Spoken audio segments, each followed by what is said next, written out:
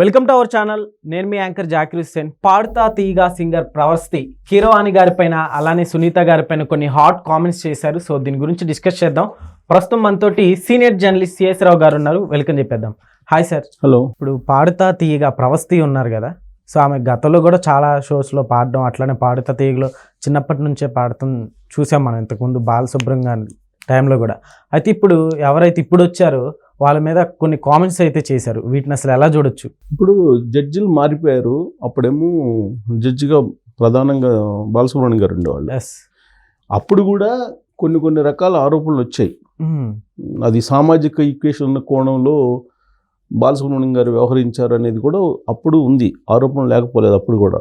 కాకపోతే casting coach లాంటివి, body shaming లాంటివి లేవు అప్పుడు. ఎక్కడ అలాంటి ఆరోపణలు కానీ అలాంటి విమర్శలు కానీ వినిపించలే. ఓకే. సామాజిక కోణంలో మాత్రం వివక్ష ఉంది. తన సామాజిక వర్గం అయితేనేమో ఒక రకంగా, ఇతరులు అయితే ఇంకో రకంగా వ్యవహరించారు అనేటువంటిది ఒక ఆరోపణ అయితే అప్పట్లో కూడా తరచూ వినిపించేది. అయితే ఇప్పుడు జడ్జెస్ మారారు. ఎవరెవరు జడ్జెస్? దాంట్లో కీరవాణి గారు ఉన్నారు, సునీత సింగర్ ఆవిడ ఉన్నారు, తర్వాత మరొకళ్ళు. సో ఇప్పుడు జడ్జెస్గా పాడుతా తీయగా అది యాక్చువల్గా దానికి సంబంధించి వాళ్ళు చాలా ఎపిసోడ్స్ అయిపోయిన కదా సందర్భంగా సిల్వర్ జూబ్లీ ఏదో చేస్తున్నారు. దానికి వజ్రోత్సవాల్లో సిల్వర్ జూబ్లీ చేస్తున్నారు సంథింగ్. అయితే పాడుతా తీయగాకి సంబంధించి సుదీర్ఘకాలం పాటు అది ఉంది కాబట్టి ఆ ఎపిసోడ్స్ని ఇప్పుడు ఒక ప్రతిష్టాత్మకంగా తీసుకుని ఆ ఎపిసోడ్కి సంబంధించి ఇది మొత్తం నడిపిస్తున్నారు వీళ్ళు. సో వీళ్ళు జడ్జెస్ ముగ్గురు ఉన్నారు. దీంట్లో ఈ ముగ్గురులో కూడా సునీత మీద, సింగర్ సునీత గారి మీద ఎక్కువగా ఆరోపణలు చేస్తున్నారు ఈ అమ్మాయి. ఎవరు? ప్రవస్తి. ఎందుకు చేస్తున్నారు అంటే జనరల్గా ఏంటంటే ఈ ఇయర్లో ఒక ఇది ఉంటుంది, ఇయర్లో పెట్టుకునే దానికి మైక్రోఫోన్ లాంటిది. అది జడ్జెస్కిను వీళ్ళకి కనెక్షన్ ఉంటుంది. సో మైక్ ఆపకుండా సునీత గారు మాట్లాడారు ఎవరితోటి, ఈ అమ్మాయి పాడేటప్పుడు మైక్ ఆపకుండా సునీత గారు కీరవాణి గారికి చెప్పారు, ఈ అమ్మాయికి బేస్ సరిగ్గా లేదు అనేటువంటిది చెప్తున్నటువంటి అభిప్రాయం ఏదైతే ఉందో మైక్ ఆపకుండా, అది ఈ అమ్మాయికి పాడేటప్పుడు వినిపించింది. సహజంగా ఏంటంటే డిసప్పాయింట్మెంట్ అవుతారు ఎవరైనా. ఇప్పుడు అది కాంపిటీషను. ఆ కాంపిటీషన్లో అమ్మాయి పాడుతున్నటువంటి సమయంలో ఆ ఇయర్ ఫోన్కి జనరల్గా ఇప్పుడు మనం టీవీలో కూడా మనం చూడొచ్చు, మన వెనక పీసీఆర్ కను యాంకర్కి మధ్యలో కనెక్షన్స్ ఉంటాయి. అదే ఇయర్ ఫోన్ ఉంటుంది, కమాండ్స్ అక్కడి నుంచి ఇస్తుంటారు. ఆ కమాండ్ ప్రకారం వీళ్ళు నడుచుకుంటుంటారు యాంకర్ అనే. సో అలాగే ఇక్కడ సింగర్స్ కూడా చెవుల్లో ఒక ఈ ఇయర్ ఫోన్ ఏదో ఉంటుంది. ఆ ఇయర్ ఫోన్కి వీళ్ళకి జడ్జెస్కి మధ్య కనెక్షన్ ఉంటుంది. కనెక్షన్ ఉన్నప్పుడు ఆ మైక్లో ఆపుకొని మాట్లాడాలి. వాళ్ళు ఏదన్నా అభిప్రాయాలు షేర్ చేసుకున్నా కానీ అది అభిప్రాయాన్ని షేర్ చేసుకున్నప్పుడు దాన్ని మ్యూట్ చేసేసి మాట్లాడుకోవాలి. మ్యూట్ చేయకుండా సునీత గారు మాట్లాడారు అనేది ఎంఐ ప్రవస్తి చెప్తున్నటువంటి ఆరోపణ. తనకి వినిపించింది అని. జనరల్గా అది వినిపించినప్పుడు కాన్ఫిడెన్స్ లెవెల్ కోల్పోతారు కాంపిటీషన్లో ఉండేటువంటి వాళ్ళు ఎవరైనా సరే. అంతేగా షోస్ జరిగేటప్పుడు అక్కడ రియాలిటీ అనేది లేకుండా కావాలని పంచులేయించుకోవాలి, ఇప్పుడు జోక్స్ అనేది తీసుకోవాలి, అట్లానే జనాలు చూస్తారు అన్నట్లుగా కూడా కొన్ని కామెంట్స్ చేశారు అన్నట్లుగా కూడా చెప్పుకొచ్చారు మనకి. అంటే చాలా షోస్లో అది ఉంటుంది కానీ పాడుతా తీయగా దాంట్లో అంత ఉండకపోవచ్చు. ఎందుకంటే అది సంగీత సంబంధించినటువంటి ప్రోగ్రామ్, అది సంగీతానికి సంబంధించినటువంటి ప్రోగ్రాం కాబట్టి ఈ మిగతా షోల మాదిరిగా అదేదో రక్తి కట్టించడానికి కావాలి క్రియేట్ చేసేసి నువ్వు ఇలాను నేను ఇలా అంటాను, నువ్వు షో నుంచి వెళ్ళిపో, ఇలాంటివి ఏమి ఉండవు దాంట్లో దాదాపుగా. సో పాడుతా తీయగల్లో ఇక్కడ కొంచెం డిగ్నిఫైడ్గానే ఉంటుంది ఆ షో. ఫస్ట్ నుంచి కూడా డిగ్నిఫైడ్గానే ఉంటుంది. ఆ షోకు ఒక గుడ్ విల్ తీసుకొచ్చారు బాలసుబ్రహ్మణ్యం గారు. నిజంగా ఎస్పి బాలసుబ్రహ్మణ్యం గారు లేని లోటు కనిపిస్తుందని చెప్పుకోవచ్చా సార్? అంటే బాలసుబ్రహ్మణ్యం గారు ఫస్ట్ నుంచి ఆ షోలో ఉన్నారు కాబట్టి, పైగా ఆయన సింగరు, ఆయన కండక్ట్ చేసేటప్పుడు కొంచెం ఆయన ఉంటారు కాబట్టి ఆయనకి జనరల్గా గౌరవం ఉంటుంది కదా, అందరూ కూడా కొద్దిగా జాగ్రత్తగా ఉంటారు. ఇప్పుడు పరిస్థితి ఏంటంటే ఇప్పుడు ఆయన స్థాయిలో ఊహించుకోవడానికి లేదు కదా, ఆయన స్థాయి వేరు. సో ఆయన ఒకవేళ ఏదన్నా మాట అన్నా కానీ దాన్ని స్పోర్టివ్గా తీసుకుంటారు. ప్లస్ అనేటప్పుడు కూడా ఆయన కొంచెం కొట్టినట్టు కాకుండా కొంచెం స్మూత్గా చెప్తారు. ఏదైనా చెప్పినా కానీ సజెషన్స్ ఇచ్చినా కానీ మీ బేస్ బాగలేదనో, లేదంటే మీ స్వరం తప్పిందనో, లేదంటే ఇంకొకటి ఏదైనా సజెషన్ ఇచ్చేటప్పుడు కూడా అవతల వాళ్ళకి నొప్పి తగలకుండా ఆలోచింపు చేసేలాగా ఈయన మాట్లాడతారు. ఆయన పరిణితి వేరు. కానీ సునీత సింగర్ గారి పరిణితి వేరు. ఆమె మీద చాలా ఆరోపణలు ఉన్నాయి ఇంతకుముందు కూడా. ఇప్పుడు ఈ పాడుతా తీగ ప్రోగ్రాంలోనే కాదు, అనేక సందర్భాల్లో ఆవిడ చాలా సందర్భాల్లో కొంత వివాదాస్పదమైనటువంటి అభిప్రాయాలు ఆవిడ మీద ఉన్నాయి. సినిమా ఇండస్ట్రీలో ఉన్నాయి, అలాగే సింగర్స్కి సంబంధించిన దాంట్లో కూడా ఉన్నాయి. అనేక మంది సింగర్స్ కూడా ఆవిడ గురించి మాట్లాడుకుంటుంటారు ప్రైవేట్ సంభాషణలో కూడా.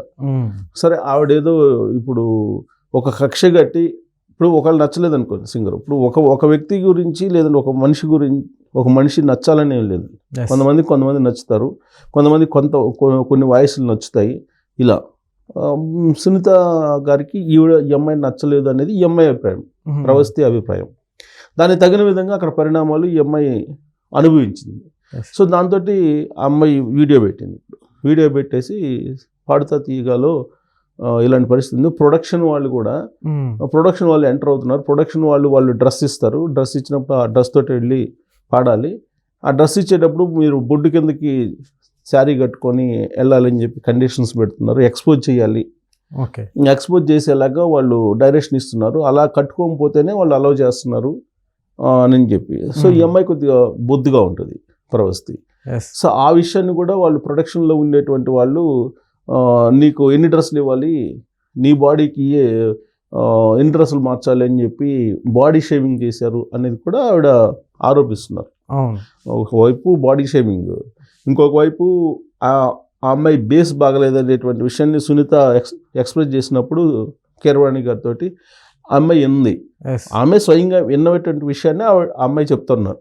సో ఇవన్నీ ఏంటంటే ఆ పాడుతా తీయగాలో ఉండేటువంటి రుగ్మతలు అని చెప్పి అనుకోవాలి. ఎందుకంటే ఆ ప్రోగ్రామ్ మీద చాలామందికి చాలా హోప్స్ ఉన్నాయి. అదొక డిగ్నిటీ ప్రోగ్రామ్, కుటుంబ సమేతంగా చూడగలిగేటువంటి టీవీ షోలు ఏదైనా ఉన్నాయంటే అది పాడుతా తీయగ. అలాంటి షోలు ఇలాంటి రుగ్మతలు రావడం అనేది దురదృష్టకరం. సో ఇప్పుడు కీరవాణి గారి విషయంలో ఆ అమ్మాయి ఏమి ఆరోపణలు చేయట్లా. అంటే కీరవాణి గారి విషయంలో కూడా ఒకవేళ 5th ప్రైజ్ వచ్చిన వాళ్ళు మా ఇంట్లో వచ్చి చాకరీ చేయాలి, అప్పుడు మా గ్యాంగ్లో చేర్చుకుంటా అన్నట్లు కూడా కొన్ని కామెంట్స్ చేశారు. అంటే ఆ అమ్మాయి పెట్టినటువంటి వీడియోలో సునీత సింగర్ మీదనే ఎక్కువ కామెంట్ చేశారు. తర్వాత జడ్జెస్ని ఈమె ప్రభావితం చేసేలాగా సునీత గారు మాట్లాడుతున్నారు. సో మార్కులు తక్కువ ఇస్తున్నారు అనేది అమ్మాయి చేసినటువంటి ఆరోపణ. తర్వాత పలాని పాట పాడతామని చెప్పేసి ఎంపికకి ఇస్తారు ఫస్ట్లో. సో ఈ అమ్మాయి ఇచ్చినటువంటి పాటలన్నింటినీ రిజెక్ట్ చేసేసారు. ఒక రామదాస్ పాట ఏదో అంతా రామమయం అనేటువంటి పాట ఒకటే ఈ అమ్మాయి ఇచ్చినట్లు యాక్సెప్ట్ చేస్తారు. అదేమో మేల్ సింగర్ పాడినటువంటి పాట, అది తనకి ఇచ్చారు. ఈ సాంగ్స్ ఎంపిక విషయంలో కూడా వివక్ష చూపారు అనేటువంటిది ఇంకొక ఆరోపణ అమ్మాయి చేసినట్లో. సో ఇలాంటివన్నీ కూడా వాస్తవంగా ఆ షోకి మంచిది కాదు, ఇలాంటివి బయటకు రావడం అనేది. సో ప్రవస్తి ఇప్పుడు బయటకు వచ్చి చెప్పింది. అనేక సందర్భాల్లో ప్రైవేట్ సంభాషణల్లో మాట్లాడుకున్నారు ఆ షో గురించి. కాకపోతే ఫస్ట్ టైము ప్రవక్తి బయటకు వచ్చి ఆ షో గురించి మాట్లాడింది. అంతకుముందు కూడా కొన్ని ఆరోపణలు ఉన్నాయి. ఇప్పుడు సినిమా ఇండస్ట్రీలో ఏ విధంగా అయితే కాస్టింగ్ కౌచ్ అనేది పెద్ద ఎత్తున అప్పట్లో ప్రచారంలోకి వచ్చిందో, ఈ టీవీ షోల్లో కూడా, ఈ రియాలిటీ షోలు వీటిల్లో కూడా చాలా ఉన్నాయి. ఇప్పుడు ఈవెన్ జబర్దస్తిలో కూడా అనేకమైన ఆరోపణలు ఉన్నాయి జబర్దస్తి మీద.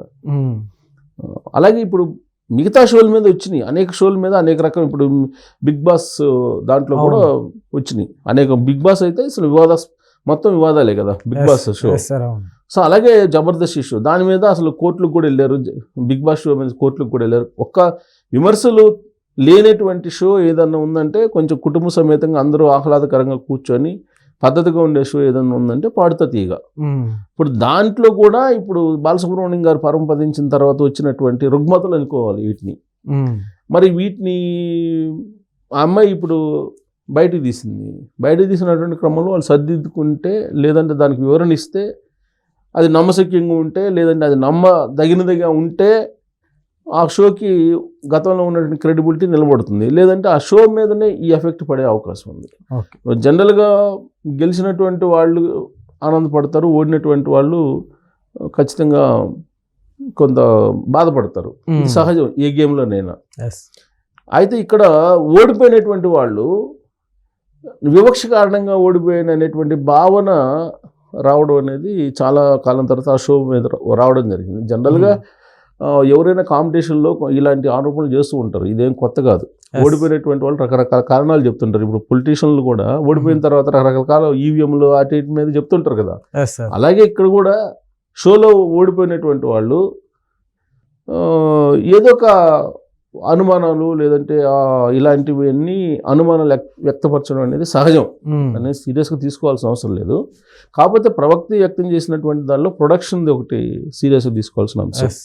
ఇది బొడ్డు కిందకి నువ్వు శారీ కట్టుకోవాలి, డ్రెస్సులు వేసుకోవాలి, ఇవన్నీ కొంచెం అబ్జెక్షనబుల్. మిగతాయి సహజంగా అందరూ ఫీల్ అయ్యేవి ఆ అమ్మాయి కూడా చెప్పిందేమో అని చెప్పి అనుకోవచ్చు.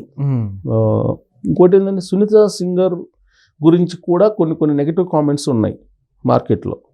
సో కాబట్టి ఆవిడ పద్ధతి కూడా బహుశా నేను అనుకోవటం ఈ అమ్మాయికి అబ్జెక్షనబుల్ అయి ఉండొచ్చు, దాన్ని కూడా పరిగణలో తీసుకోవచ్చు. ఇది పూర్తిగా మనం ఆమెను సపోర్ట్ చేయలేము, అలా అని చెప్పేసి అక్కడ ఉన్న జడ్జెస్ని మనం తప్పట్లేము. అది వాళ్ళు అంతర్గతంగా ఏం జరిగింది అనేది మొత్తం క్లియర్గా వాళ్ళు చెప్తే తప్ప మనం క్లారిటీకి రాలేము. బట్ ఎనీహౌ ఇలాంటి షో మీద ఇలాంటి రావడం అనేది ఆ షోకి ఉన్నటువంటి డిగ్నిటీని తగ్గించేదిలాగా ఉందని చెప్పి మాత్రం అనొచ్చు. Okay sir, thank you.